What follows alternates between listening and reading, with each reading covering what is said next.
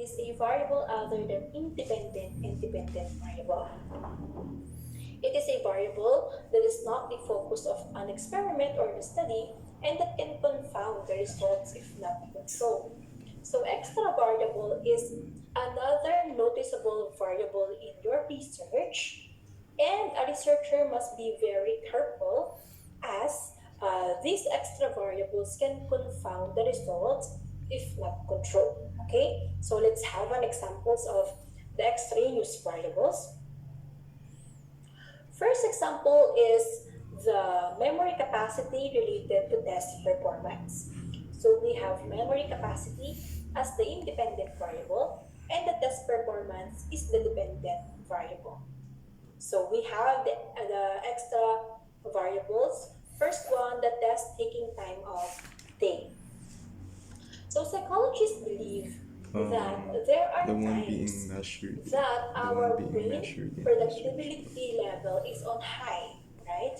So psychologists shared that at 4 a.m., no, at 10 a.m. to 2 p.m., our brain is on its high productivity level, while our brain somehow relaxes at 2 p.m. to 4 p.m. Then 4 p.m. to 10 p.m., our brain will get back to its productivity level. So, meaning, so the test taking time of the day of the students will somehow affected by its memory capacity. What time the students take the test? It is on the time that our brain is on its high productivity level, or is it the time that our brain relaxes? And this taking time of the day affects the test performance of the students. The reason why it will become an extra variable in the research. Okay, so same goes to the test anxiety and to the level of stress of the students. Of course, the level of stress and the test anxiety affect the memory of the students, and it will reflect to the test performance of the students. Okay, the reason why such are considered as the extra variables in research. Same goes to the next example. Does sleep deprivation affect driving ability? Okay, so the first extra variables is the road condition. Sleep deprivation or the lack of sleep is the independent variable, and the driving ability is the dependent variable. Okay, road condition.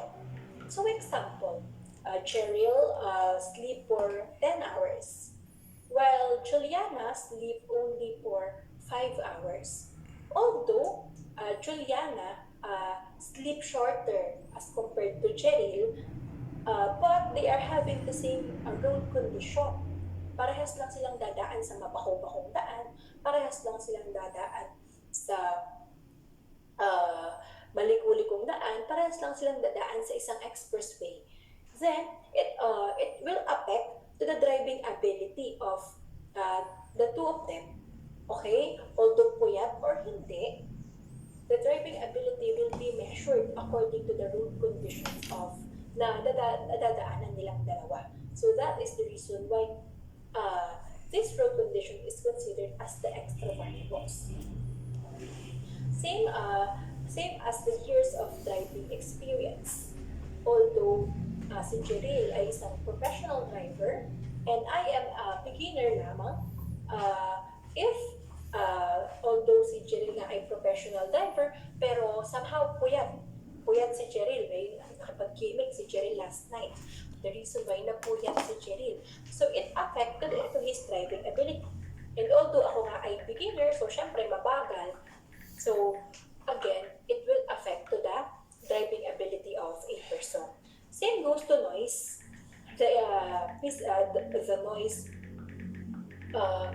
noise inside the vehicle and outside our vehicle affect our driving ability, especially kung puyat or kung somehow mababa or kaunti lamang ang naitutulog ng isang driver. So this affects the driving ability and the sleep deprivation of an individual.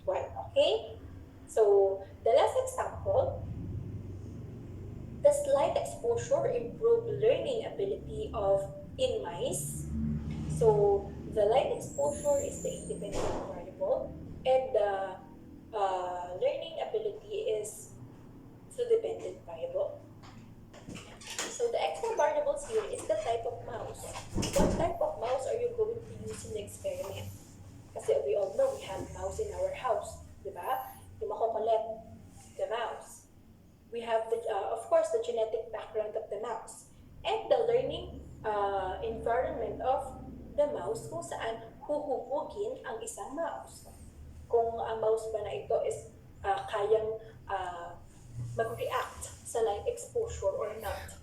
Okay? So in that way, these extra variables somehow affect the research being done. And if the researcher failed to control such extra variables, then it has something to do with its findings or results. Okay? So that is how extra variables is being defined in research. Let's continue. Another one, we have confounding variables. Okay?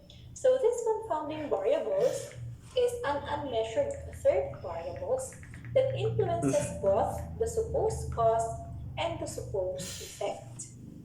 So just like the extraneous variables, if the researcher failed to control or eliminate, it will damage to the validity of an experiment. Okay? So sabi dyan, confounding variables influences both the supposed effect and the cause. Okay? Ibig sabihin, there is one variable which is connected in the cost and in the effect. Okay? So let's have the example. The rate of ice cream and the number of sunburns. So of course, we tend to eat ice cream or anything cold when it is summertime, okay? When there is a hot temperature outside. Same goes na nagkakaroon lang tayo ng sunburns if it is summertime or if there is a hot temperature. Of course, wala naman siguro nakakasunburn during winter, right? So the rate of ice cream consumption and the number of sunburns is both related to the hot temperature. So the two variables here are the ice cream consumption and the number of sunburns. And the confounding variable here is the hot temperature, the variable that is both connected with the cause, the effect. Okay? So again, the confounding variable, it has something to do both the cause and the effect. Okay? So is it clear the difference between the extra variable and the confounding variable? Is it clear? Yes. Yes. Okay. So let's move on. We have the categorical variables. So when we say categorical variables, it is anything you can categorize. Okay? So these are measured and assigned to groups on the basis of specific characteristics. Okay? We have the specific characteristics or anything you can categorize. Example is the sex. If a person is a male or female. Kasi when it is come to gender, we also have the LGBTQA+ society. Okay? So again, categorical variables, anything you can categorize. You can also categorize the hair color. How many of the respondents has black hair, has blonde hair? Okay, so that in that way you can categorize your respondents. How many of the respondents are working on the private institution, and how many are working in the public institutions? Okay, so you can categorize how many of the respondents are working into private and how many are working into public institutions. Okay, categorical, anything you can categorize. The next one is the continuous variable. In kilometers. It is measured on a scale that theoretically can take on an infinite number of values. When we say infinite, it means that it is limitless or endless. or it has no end nor beginning. Okay? So when we say continuous variables, example, Jamaica, go walk for 5 meters. But Jamaica can still walk beyond that 5 meters because that is continuous. She can walk for 10, 15, 20, or 100 meters because that is a continuous variable. Okay? So again, categorical, something you can categorize, and continuous, there is an infinite number of values. So same, under the categorical and continuous variables, we have the 4 scales of measurement. The 4 scales of measurement, we have the nominal scale, ordinal scale, interval scale, and ratio scale. So let's have first the nominal scale. Nominal scale simply means numbers, okay? Numbers. It classifies items into 2 or more distinct categories on the basis of some common feature. So through nominal scale, you can have a number or a specific number of the respondents who answered in that question. Example, you ask your respondents, are you married? Yes or no. So through nominal scale, you can specify 65% of the respondents answered that they are not married yet. Okay, so that's it. You can have the specific number of the respondents that answered that thing. Same goes to the language. 80% of the respondents shared that they can speak English. They can speak French, German, or Spanish. Okay, so you have the specific number of respondents with the use of nominal scale. Next one, we have the ordinal scale. So this ordinal scale or order, okay, order, rank, or sequence. It is a measure of magnitude in which each value is measured in a form of ranks. Okay, again, order, ranks, or sequence. So the example is school grades. So as you can see, B has the highest answer, followed by A and the C. So that is the order. Okay.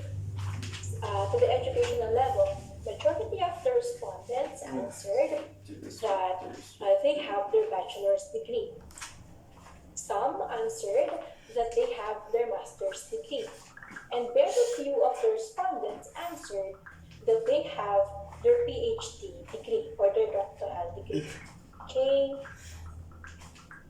The seniority level, the mid, the junior, and the senior, because that is an order. Okay.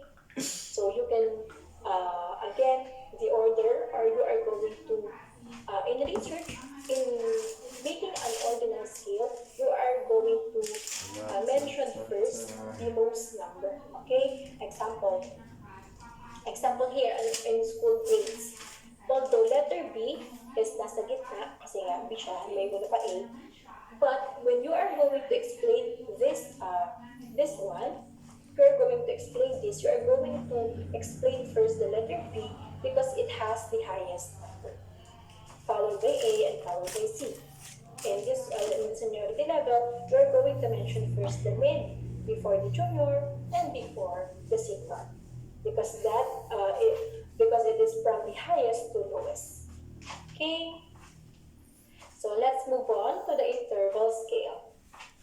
When we say interval scale, these are numbers that forms into a continuum and provide information about the amount of difference, but the scale locks it through 0. So a negative number is present. Okay? So when we say interval scale, it has something to do with conversion. Okay? So we have the pressure of the water. We have the temperature of the water and its conversion to pressure. Okay? Anything with its conversion. Example, the Celsius and the Fahrenheit. Diba, everything in Celsius has its own conversion with the Fahrenheit. Same goes to time. Example, sabi ko, 2 hours. 2 hours is just the same as 120 minutes. Okay? So this is an interval scale or a conversion. Okay, so next one we have the ratio scale. So in a ratio scale, numbers that forms into a continuum and provide information about the amount of difference as well as having a true zero, which refers to complete absence of the characteristics being measured, or a negative number is not possible. Okay, so example is the weight, 25 kilograms. So of course, everything has its own weight. Okay, even a paper has its own weight. We are just changing the unit just to measure something. We have a gram, milligram, okay? And of course, sabi nga dyan, everything has its weight. Ikaw, you have your own weight. And if there is no weight, then there would be a complete absence of something you measure. Okay? The reason why there is no weight, kasi wala ka namang kinikilo. Wala ka namang kinukuhaan ng weight. There is a complete absence. Okay? So that is the 4 scales of measurement. So we have an assessment, which I'll be posting later at the Google Classroom. So I think some of you already answered the assessment, but I will be going to reset your answer. Excuse me. So you are going to answer it again, okay? Kasi hindi pa tapos ang discussion and some of you already answered the assessment, okay? Again, I will reset your scores and please answer again the assessment. Okay, so that would be the content of our chapter 1, the first one, the background information about quantitative research, and of course, the lesson 2, the variables used in quantitative research. Okay, so that is this is for our chapter 1. Now let us proceed to our chapter 2. So chapter 2 is the turning point or the start of your research writing. So in chapter 2, you are going to identify the inquiry and stating the problem of research. Okay? So chapter 2, identifying the inquiry and stating the problem. We have our objectives. Eric, please read our objectives. Objectives. At the end of the lesson, learners will demonstrate understanding of the range of research topics in the area of inquiry, the value of research in the area of interest, the specificity and feasibility of the problem. Okay, thank you so much, Eric. Again, this is our objective for this chapter. Then, now let us we're going to focus about our third lesson, finding the right research topic. Okay, so again, this is the start of your formal research writing. So let's start our discussion with this simple passage or quote. To find the right topic, first, you need to find the right problem. What is your idea or what is your opinion about that passage? To find the right topic, first, you need to find the right problem. Any idea or opinion about that?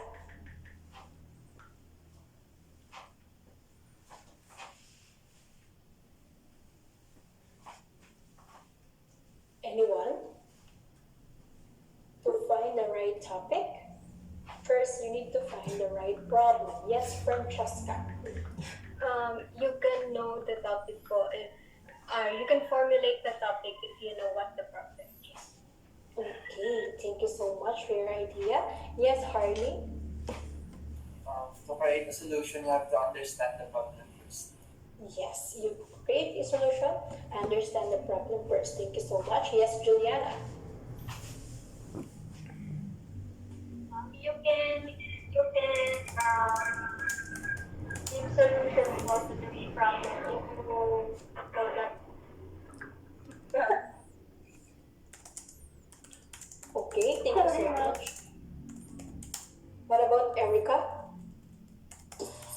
um, because research is about problem, we are having a question about certain things so that we can have the solution.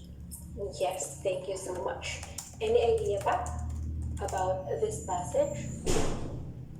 Yes, Chung. Sabi na po, we need to analyze things first before getting the solution. Okay, thank you so much. So, to find the right topic first, you need to find the right problem. Okay, so again, from the objective of our study or this lesson, we have to be specific. Okay, one of the important characteristics of a researcher is that he or she is being specific. So we know that there is a lot of problems in our society. There are a lot of problems that needed to be solved. Okay, we are looking for different answers on the different questions. But again, we have to be very specific. If we are going to focus only on the water supply, then your topic would be about water supply. And you're going to come up with a title about water supply. Okay? Because there is a lot of problems. So you have to consider or you have to think first which problem I am interested in before I come up with the right topic. Excuse me. Again, you have to look first on what is the right problem that you are going to deal with. Okay? With the use of this problem, again, by the use of specification from general to being specific, then that problem will be a topic, and through that topic, you can have your title. Okay? So again, to find the right topic, first, you need to find the right problem. So, this is certainly true since curiosity is born out on a single question most of the time. Okay? Just like the kids, di ba? They can ask a lot of questions in just a minute. Saan ka punta? Ba't ka punta doon? Eh, di ba magulang mo? Bakit ka punta? Sino kasama mo? Bring the pain. Di ba gagawin ka ba? Umaga ka uwi. Di ba ganon? A kid or a children can ask a lot of questions in just a minute.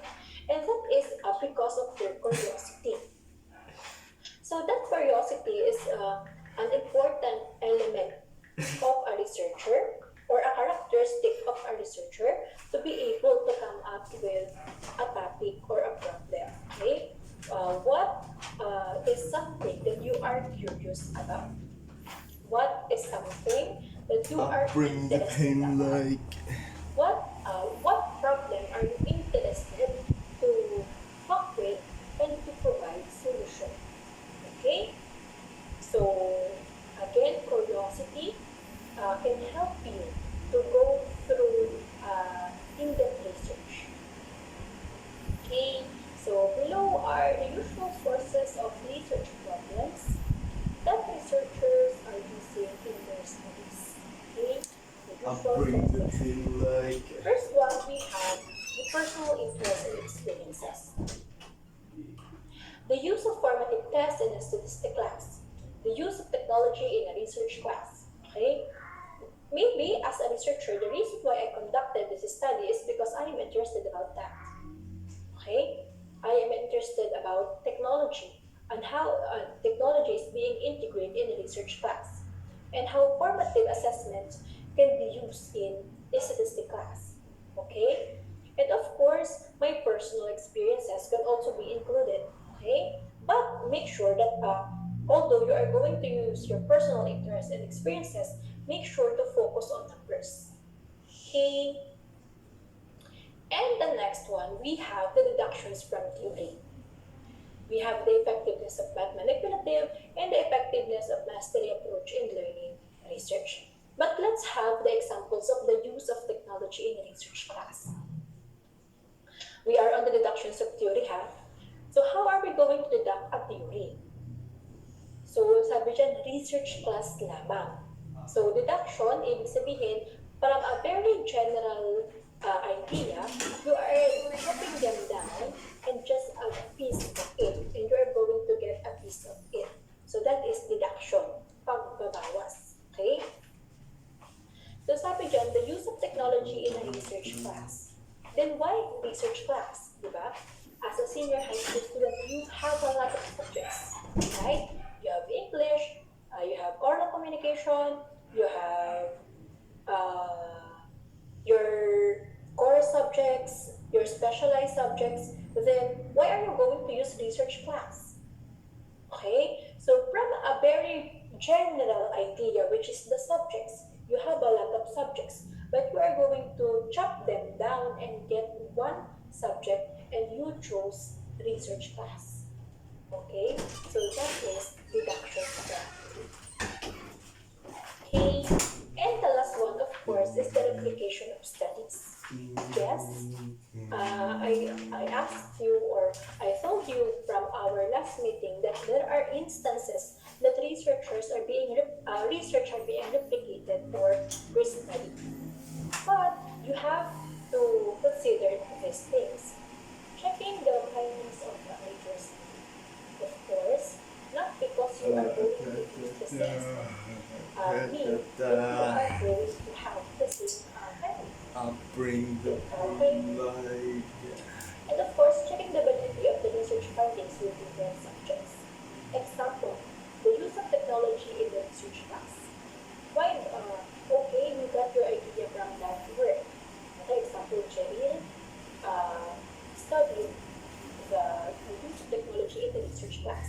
And now that Erica is going to restudy or replicate the study of Cheryl, why don't you use other subject? Why don't you use the use of technology on entrepreneurship class? Diba? You can use different subjects so that you can have a different findings. And of course, checking trends or changes over time. Just like what I have shared from the last discussion, if you are going to use social media applications, diba? From the past years, we only have Facebook and Friendster. Facebook and Friendster, okay? But if you are going to conduct a research today all about social media applications, then you have Facebook, Instagram, Twitter, TikTok, Snapchat, and a lot more social media applications to be considered. Okay? So there are trends or there are changes over time. And of course, checking important findings using different methodologies. As a researcher, you are free to use or to explore different methodologies to be able to get the most reliable and valid information to you. Okay? And of course, the classification of contradictory results. Not because, kasi nga, sabi ko nga, you use different subjects, you use different methodologies, then of course expect that you have your different results. So you have to clarify why the result of my study here is this, and the other study resulted this. Okay, and that is no problem at all. Okay. So again, this is an application of studies. But as a researcher, you have to make your own data.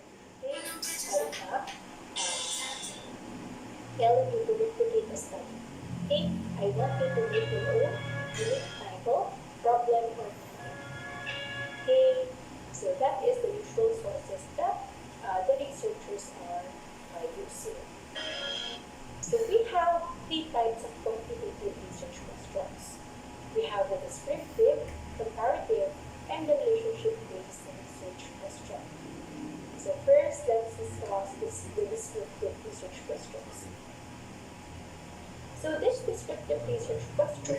This is more on quantitative. From the title itself, descriptive. We are going to describe, explain, or elaborate data. So it focuses mostly on one group or one variable. Again, in descriptive, there are only one group and one variable. So rarely these questions include multiple groups or multiple variables. It simply implies that you want to gather information about variables that you want to, that you are trying to quantify or measure. Again, in descriptive, we only have one group and one variable. Let's have this example. How much fast food do Americans consume per week? Okay, so the variable is the fast food, and the group or the respondents that you are going to use are the Americans. We only have one variable and one group, which is the fast food in the American. So that is a descriptive. Also, how often do students between the ages of 15 to 15 to 18 use Facebook each week? Okay, so the variable is the weekly use of Facebook, and the group of respondents will be the students between the ages of 15 to 18. And the next example, what is the prepared choice of the cuisine of the Italians? So the variable is the cuisine and the group will be the Italian. We are going to describe the cuisine and how and why Italian chooses that cuisine. Okay, so that is a descriptive research question. Next one, we have the comparative research question. When we say comparative research question, from the word self-comparative, you are comparing two or more variable or groups. Okay, so it helps determine the difference between two or more groups based on one or more dependable variables. The number of variables depends on the need of the market research. The question asked the respondents what is the difference in a different variable between two or more groups. Again, in comparative, two or more. Yes? Yes? Napindot lang po ma'am sa na po. Oh, okay. So again, in comparative, you are going to compare two or more groups and two or more variables. Okay? So let's have the example. What is the difference in time spent on the video games between people of age 12 to 17 and 18 to 25? So the variable will be the time spent on video games, and you are going to compare two groups, which are the people with the age of 12 to 17 and the people with the age of 18 to 25. So that is a comparative research questions. And another example, what is the difference in attitude towards online shopping between millennial adults and the adult born before 1980? So the variable here is the attitude towards online shopping and comparing the attitude of the two groups, which is the millennial adult and the adult born before 1970. Is it clear? Clear po ba ang comparative research questions? And now, let's have the relationship-based research questions. So this relationship-based research question is the one that I am asking you because this is the type of questions that we are going to use as we embrace quantitative research. Okay, so that is the one that we are going to use in conducting a research.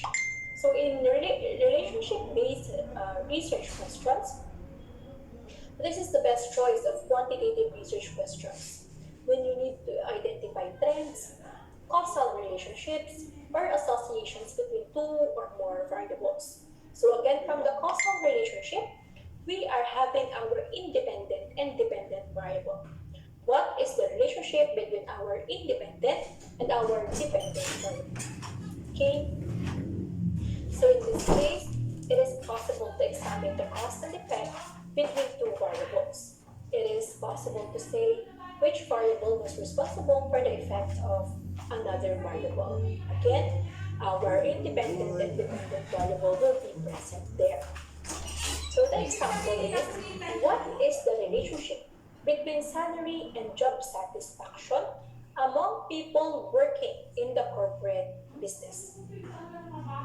So the dependent variable is the job satisfaction, the independent variable is the salary, and the people, where are they going to conduct their study, is the people working in corporate business. So those are the respondents. Okay? So that is a relationship-based research question. Okay? So ways of stating the research problem. So this part is already the writing of the chapter 1. The research problem, the problem background, okay, the introduction. Research problems are typically the general overview of the problem with just enough information about the scope and purposes of the study. So it provides an initial understanding of the research. Of course, in your introduction, you are just going to give a brief overview or discussion about what is the paper all about. And of course, you are going to include the scope and the purpose. So research statements or problems or questions, on the other hand, are more specific, focus statements and questions that communicate with greater detail in nature of the study. Okay, let's have this example. Online education affects students' learning abilities. Okay, online education affects students' learning abilities. So what is the general overview? What are your ideas about the online education and the students' learning abilities? So the chapter 1 is 80% all review. Okay? Oy, ba't di na lang ang bigay ni Tricia, May? The scope. Okay, let's talk about scope. Wherein you, from the title itself, online education. So the scope means the limit of your study. And you write online education. So the limit would be only for the online education for those students who are in the online education. So meaning you are not going to include those students who are having face-to-face classes. You are just going to focus on the online education. Okay? So the respondents would be the students who are having their classes in online platform. Okay? And of course, the purpose. What is the purpose of your study? Why are you studying online education and the students' learning abilities? And how these students' learning abilities being affected by the online education? Okay, so that is an example of an overview of your research problem. Okay, let's have, how are we going to turn a research problem into a research topic? From a research problem, a research topic, then this research topic will be chopped them down again into a research title. Okay, again from general to specific, problem, topic, title. So finding the right research topic is like sifting through the sands to find a gold nugget. So after finding a good research problem, you now make sure it is good enough to be your research topic based on the following criteria. Okay? You can assess yourself if that topic will be your topic to deal with. Okay? If this topic will have this following criteria. First one, if that topic is your interest. Okay? If that you are interested in the topic, kasi it's kind of hard to deal with something that you are not interested na teacher ang nagbibigay ng research topics sa mga estudyante. But I think it is hard for you to work with something that you are not interested with. The reason why you as a researcher will be the one to think about the problem, about the topic, and about the title that you want. Okay? So the next one is the availability of information. So this is something connected with the number 3, the timeliness and relevance of the topic. So the availability of information. So please make sure that your subject or your topic and your problem has a lot of information. Okay? Example, if you are going to study about the COVID-19, of course, there's a lot of information about that. But if we are going to study about the World War II, about the pandemic happens a long, long time ago, then maybe there will be a lot of information for the researcher. And of course, you have to talk to someone where you can get the most reliable and valid data. The reason why you have to think of something very relevant, okay, or very timely. What are the issues that you think is timely as of today, okay? And of course, the limitation on the subject. Please be specific, okay? As a researcher, you have to be very careful kasi you have to know your limitation. Kasi baka search ka na search, but you are searching not connected in your study. Again, if you are going to deal only with online education, then please do not include the face-to-face classes, the face-to-face setup, because we are dealing only on the face-to-face and the online education. And last one is the personal resources. Of course, as a researcher, it is not just searching. It is not just finding something on the internet. Of course, you have to be mentally ready, you have to be physically ready and emotionally ready about your research. Okay? So I think that would be all for this meeting. Do you guys have questions about our discussion for today? Just like as I have said, this is the turning point of your paper. You are going to think of a problem, of a topic, and of a title starting today. And I hope you guys already started doing such things before.